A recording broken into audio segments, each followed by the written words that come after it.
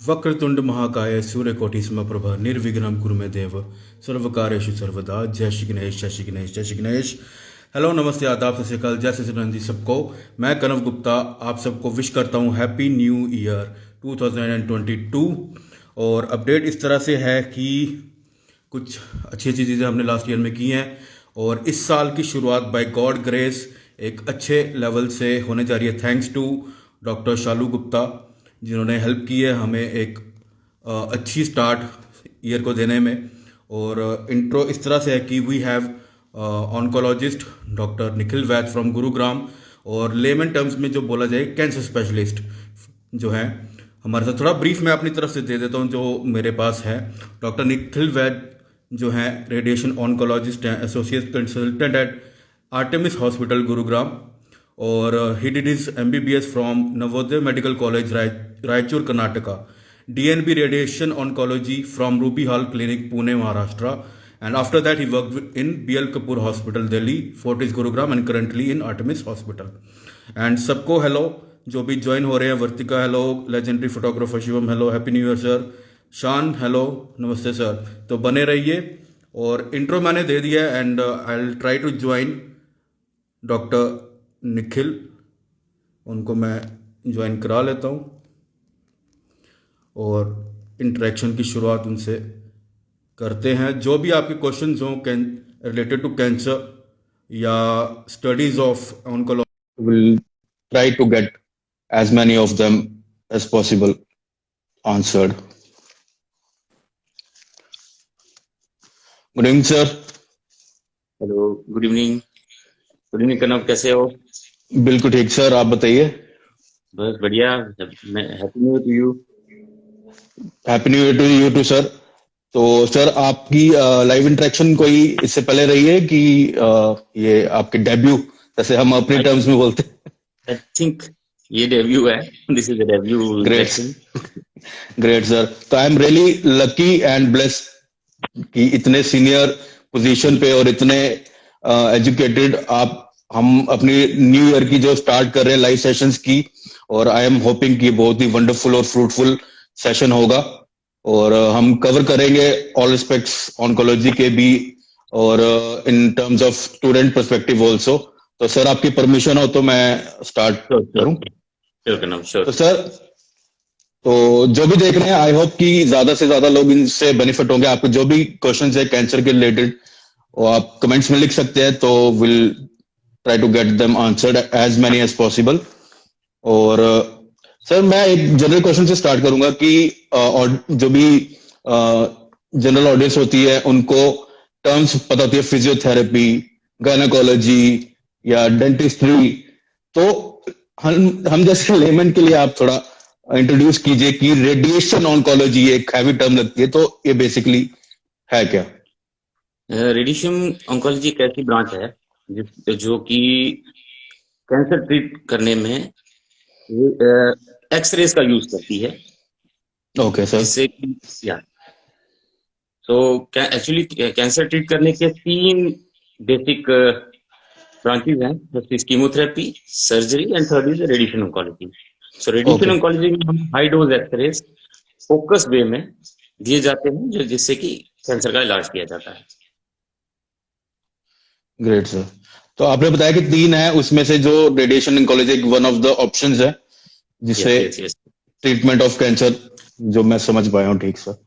तो sir research करने पे पता चलता है कि पहले तो इतना नहीं होता था, लेकिन in recent times cancer has become one of the top reasons of death rates in the world.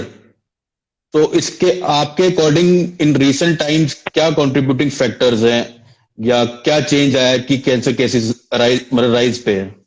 सबसे पहले तो ये है कि पहले इतनी डायग्नोस्टिक मोडेलिटीज नहीं थी, इतना इजीली अवेलेबल CT, MR और नई नई बायोप्सी की टेक्निक सारी अवेलेबल नहीं थी। कैंसर का इंसिडेंस पहले भी था, बट अभी उनका डायग्नोस्टिक प्रोसीजर ज्यादा बढ़ गया, उस वजह से ज्यादा से ज्यादा डायग्नोज हो रहा है। दूसरा, हमारी जो लाइफस्टाइल ऐसा है कि जो काफी सारी चीजें हैं जो कैंसर प्रमोट करती हैं। तो ऐसा नहीं है पहले नहीं था, पहले भी था, लेकिन अभी उसका डायग्नोसिस इनफैक्ट ज्यादा हो रहा है। That is one of the cause actually. For getting more तो कैंसर पेशेंट्स। तो बेसिकली आपका कहना कि अब जो हम समझने के लिए मैं बोलना चाहूंगा कि जो डायग्नोसिस की वजह से आजकल वो उसका जो है काउंट ज्यादा बढ़ गया क्योंकि वो ज्यादा पकड़ में आ रहा है, तो इसलिए बिल्कुल। काउंट उस वजह से, नहीं तो चीजें वैसे एक भी पहले भी वैसी थी। एक, एक कारण वो है। दूसरा ये है कि जैसे जैसे लाइफ बढ़ती है, the incidence of cancer increases. Okay. So एक रीजन वो है। तीसरा, हमारा लाइफस्टाइल इतना सेडेंटरी होता जा रहा है कि उस वजह से जो कि लाइफस्टाइल रिलेटेड डिजीज हैं, जैसे कि हमारे जो फूड हैबिट, हमारी बैड हैबिट्स, उन वजह से जो कैंसर है वो भी ज्यादा से ज्यादा हो रहे हैं इस टाइम पे। सर आज के टाइम पे ज्यादा ये अर्ली एज में ज्यादा पाया जा रहा है कि after a certain point of age की उसमें पाया जा रहा है? नहीं, हर कैंसर का एक अपना बिहेवियर है और एक उनका एज ग्रुप है जिसमें वो पाया जाता है। ऐसा नहीं है कि हर बीमारी, जैसे ये प्रोस्टेट है, it is generally seen in the elderly population. So CA breast previously was considered to be a disease of elderly, like above 50, but धीरे धीरे अभी below 50 में भी, इवन 40 में भी ये पाया जा रहा है। तो डिजीज पैराडिग्म शिफ्ट हो रही है। तो ऐसा नहीं है कि हर कैंसर हर एज में पाया जाता है, ऐसा नहीं है। Great sir. तो डाइट कितना कंट्रीब्यूट करी है कि पहली जनरेशन को, जैसे मैं कहूँ जो कि हमारे पेरेंट्स की जनरेशन है, उनकी डाइट और डिसिप्लिन और रूटीन अलग रहती थी। हमारी डाइट जो जंक फूड है, चिप्स, ये सब जो भी जो एडवर्टीजमेंट आती है हम देख के वो खा लेते हैं, तो क्या डाइट रोल प्ले कर रही है कि जस्ट एक मिथ है कि डाइट से कुछ है? Definitely definitely diet, actually diet नहीं है, हमारी lack of exercise, lack of physical activity is more contributing to the disease. Okay. कुछ डिजीज हैं जैसे कि ब्रेस्ट कैंसर का डिजीज है, कोलॉन बनियाद का डिजीज है, प्रोस्टेट जिसे गदूद बोलते हैं उसका जो कैंसर है, ये देखा गया है कि जो हमारी डाइट है उस पर काफी डिपेंड करता है, जो कि हमारी high fat, less activity, vitamin deficiency, ये सारी चीजें कॉज करती हैं इन डिजीज में। बाकी कुछ तो जेनेटिक हैं, वो तो डिफरेंट है, बट हमारा लाइफ स्टाइल, जैसे consumption of tobacco, consumption of alcohol, viral infections, ये सारी कंट्रीब्यूट करती हैं जो हमारे कुछ कैंसर में।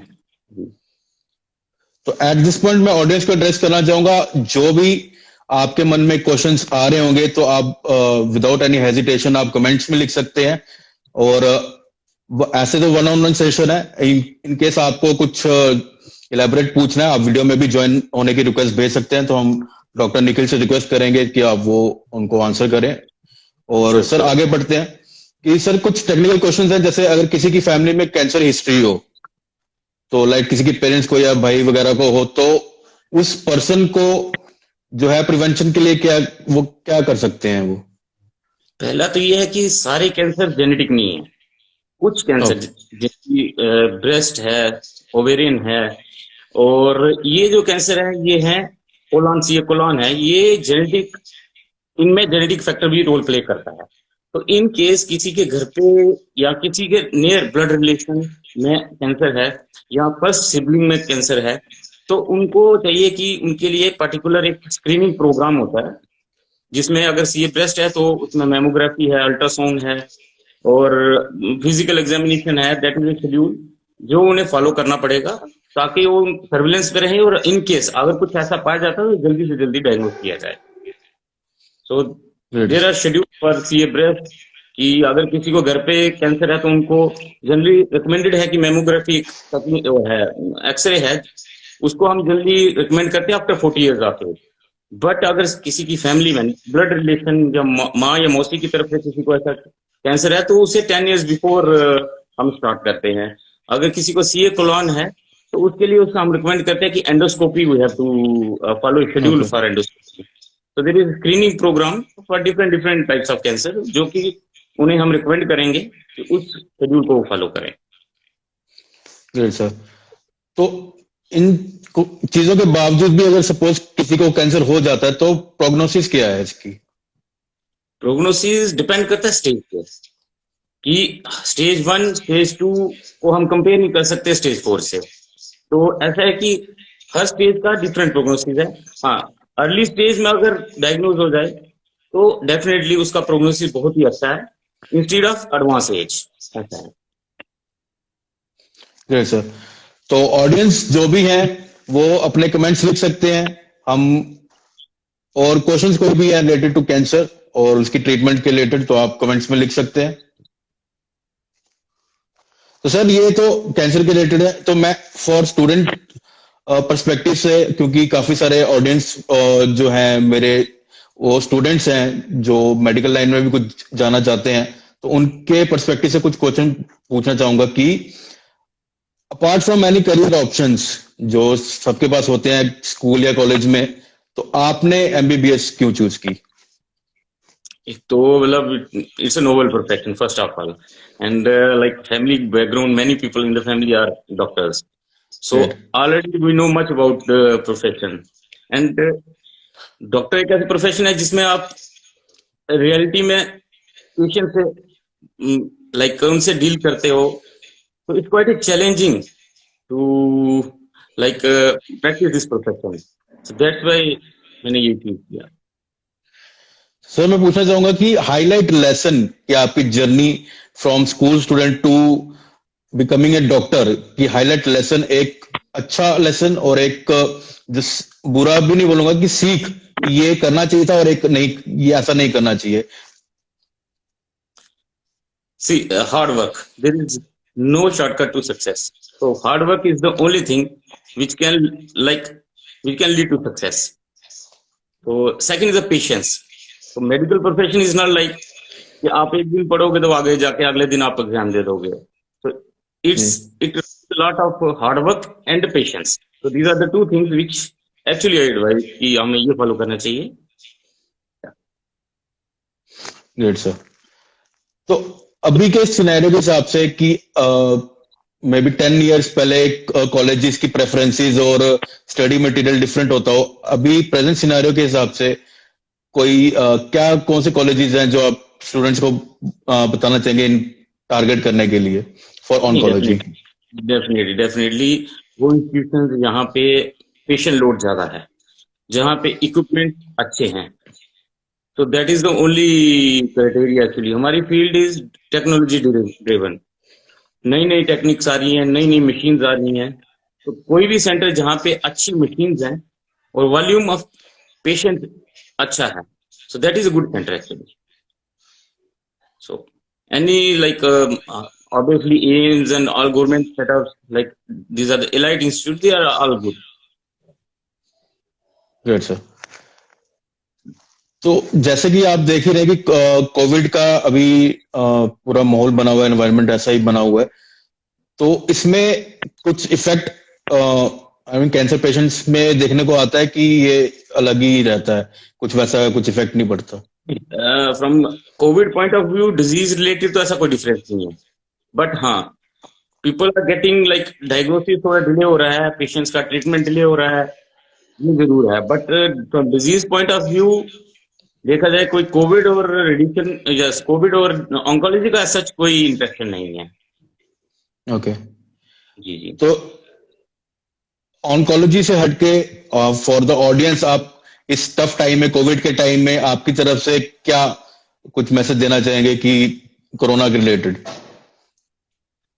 सो वही है, रोज सुनते हैं SMS, safe distance, mask and sanitization, these are the three things we must follow, that is the only thing actually. SMS, safe distance, sanitization and mask. Great. तो जो भी ऑडियंस है, इट्स टाइम इन बिटवीन, अभी आगे भी हम बढ़ेंगे doctor Nikhil ji के साथ, तो इन बिटवीन जो भी आपके कोई कमेंट्स हैं, कुछ आप सुनते सुनते आप कुछ लिखना चाहते हैं, या कोई भी आपके क्वेश्चंस हैं, तो this is the time to ask directly to Nikhil sir, और वो हम कोशिश करेंगे आंसर जो है उनके लेने की। तो इस पॉइंट पे sir general message apart from Covid for related to cancer, कि क्या उसकी प्रिवेंशन के लिए क्या लाइफस्टाइल फॉलो करनी चाहिए, या क्या प्रिवेंशन, या आप क्या मैसेज देना चाहते हैं इस रिलेटेड ऑडियंस को अवेयर करने के लिए? Sir hello Jyoti ma'am. good and healthy diet, exercise, and avoid bad habits. Like bad habits include tobacco, sedentary life, and like drugs. These are the bad habits, so we should avoid these and follow healthy lifestyle. Have healthy meal which includes leafy vegetable and fresh fruits, and don't ignore the symptoms.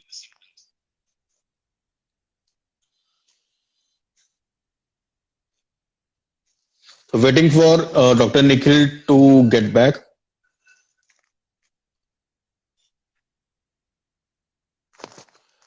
तो audience जो भी देख रहे हैं, बस अभी कुछ questions हो रहे हैं इंटरेस्टिंग, उसके बाद जो है आप भी अपने कमेंट्स लिख सकते हैं, और जो अगर वीडियो में आप ज्वाइन हो सकते हैं, ज्योति मैम अगर आप वीडियो में ज्वाइन होकर कुछ क्वेश्चन पूछना चाहते हैं तो आप ज्वाइन हो सकते हैं।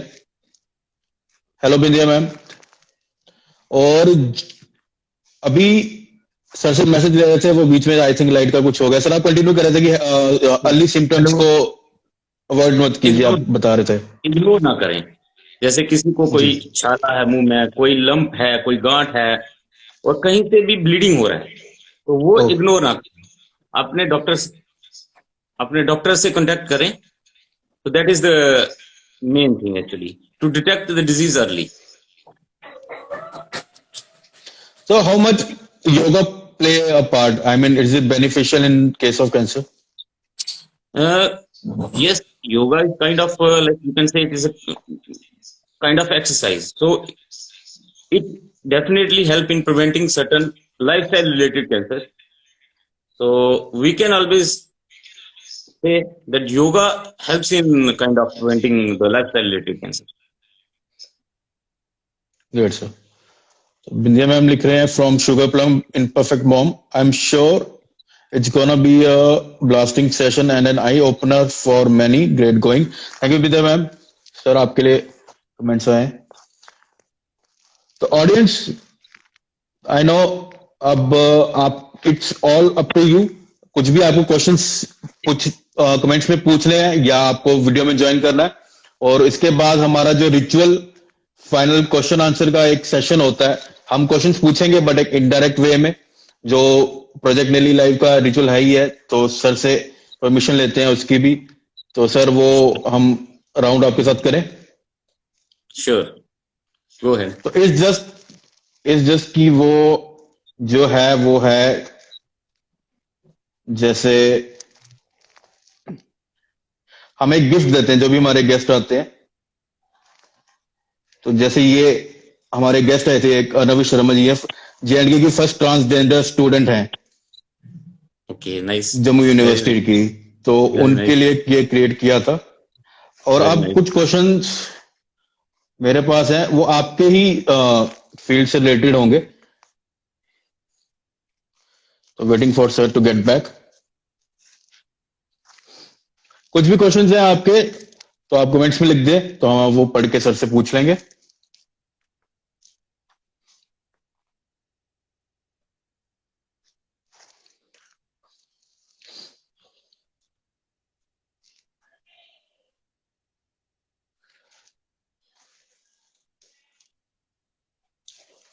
तो आई थिंक हमें फिर से सर को ज्वाइन कराना है।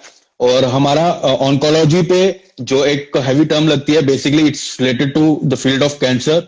और डॉक्टर निखिल वैद जो है कैंसर स्पेशलिस्ट हैं आर्टेमिस हॉस्पिटल गुरुग्राम से, और उनके साथ काफी अच्छा इंटरेक्शन हमारा चल रहा है। और हम जा रहे हैं नेली क्विज की तरफ और कुछ क्वेश्चंस पूछेंगे but in direct way. Hello, welcome back sir. तो कुछ नेली क्विज होगा, उसमें रैंडम कुछ क्वेश्चंस होंगे और आपको वो आंसर करने हैं बट रैपिडली। अगर आप चाहें तो हम थोड़ा क्योंकि फर्स्ट सेशन है ईयर का, तो थोड़ा उसको इजी करके रैपिडली की जगह टाइम लेके आप भी आंसर कर सकते हैं, या आप रैपिडली करना चाहेंगे? श्योर। तो जैसे मैं प्रैक्टिस कराता हूँ, जैसे मैं पूछूंगा योर फेवरेट बुक और book you recommend on oncology. Obviously, Radiation Oncology textbook, Perez and Brady. Yes, sir. Your favorite activity to relax? Sleep. Sleeping. Great, sir. तो ऐसे ही सर आपने 5 क्वेश्चंस होंगे और उसमें से अगर आपने 3 स्कोर कर दिए तो आपको मिल जाएगा, जैसे अर्णव शर्मा का दो था वो बस। हाँ जी। दो हो गए ना, एक और करना है। नहीं नहीं, ये तो प्रैक्टिस क्वेश्चन थे, ये प्रैक्टिस अच्छा, क्वेश्चन थे, वार्म अप क्वेश्चंस। तो 5 अब जो पूछूंगा उसमें से आपने 3, अच्छा ही आपने अच्छे से आंसर किए हैं। वैसे ही आप आई थिंक 5 में से 5 ही कर देंगे आप तो आपको जो आपका मैंने रेडी करके रखा वो मैं दिखाऊंगा वो क्या बनाया है। तो first question is your role model. my grandfather. It's best advice you receive till date. The same which I gave. There is no shortcut to hard. Great, sir. And advice you want to give to upcoming oncologist to be specific. To be specific, like same, treat the, like we should treat the patient gently. Like we should not. We are going to treat the patient, not the investigations. So investigations are there, but we have to treat the patient. We have to treat the symptoms. Yes, sir. अब ये हमारे लिए है, one line or word for our Project Nelly live sessions. How do you feel about it? Enjoy the life. Okay. What comes first for you? Professional life or personal space or balance between both? Obviously, balance between both. That is the most Okay. important. One last is there. Any online resource or site you recommend for upcoming oncologist? Any YouTube channel or website? Oncology means everybody, the person who join oncology, PubMed is the thing. So which includes everything from oncology profession, not oncology, for medical profession. PubMed is the thing. Yes, sir. So thank you. Now final countdown of 10 I start reverse. उसमें जो भी audience में से कुछ आपको questions पूछने हैं तो आप नीचे कमेंट्स में लिख सकते हैं, फिर उसके बाद हम अपना सर से पूछेंगे कुछ फाइनल स्टेटमेंट क्लोजिंग, उसके बाद चलेंगे।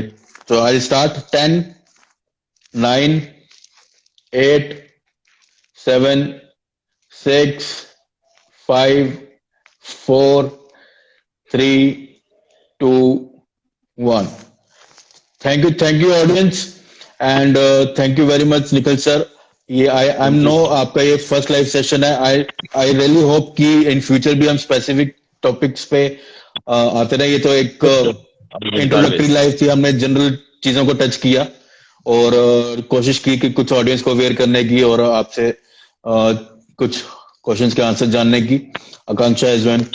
तो ऑडियंस जो भी फाइनल, जब तक हमारी बात हो रही, कुछ आप पूछना चाहते हैं? व्हाट इज द वैद 5656 पूछ रहे हैं सर, ये आप पढ़ सकते हैं। So osteosarcoma is a very aggressive bone tumor, so which requires a lot of trimodality treatment, including surgery, chemo, and radiotherapy. Great. तो ओके गाइज, आफ्टर दिस जिन्होंने शुरू से नहीं देखा है तो it will go on IGTV, on that you can watch it on full length. And big thank to Dr. Shalu for contributing and helping me out specifically for getting this live, making this live possible. And big thanks to sir for taking time out of your busy schedule and हमें पता है कि आपको भी शायद awareness होगी हमारी ज्यादा related to art, culture, theatre, ये सब होती है, but I am really thankful कि आपने This is not at all related to you. So thank you. That's why I'm ji Thank you for asking good questions. तो I am really thankful कि आपने इस टॉपिक पे थोड़ा share करने के लिए एग्री किया। Really thankful. So guys, after that on IGTV, thank you all. Thank you Dr. Shalu, thank you Dr. Nikhil, and thank you Sammy. Thank you sir.